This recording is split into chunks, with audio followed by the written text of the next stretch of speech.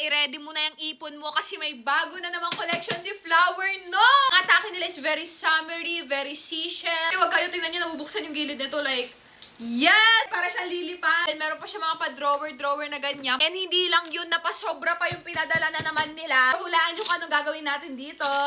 Simulan muna natin sa kanilang eyeshadow palette. First of all, sobrang bongga niya para siyang laruan. This is Moonlight Pearl. Ito naman si Mermaid's Tears. Then lastly, ay si Dipsy, which is very blue ang atake. Next is itong kanilang Baked Powder. This one is in the shade 01. Para siyang kulay blue. And nabubuksan to ilalim. Meron siyang puff sa loob. This one naman is shade 02. Next naman, I think bago to sa kanila. This is Color Correcting Primer. Meron silang tatlong iba't ibang shades. This is 01, 02. And then lastly ay si 03, which is kulay pink. And tingnan nyo, sobrang cute nito. Meron pa silang paganto. Hindi lang to basta-basta trinket.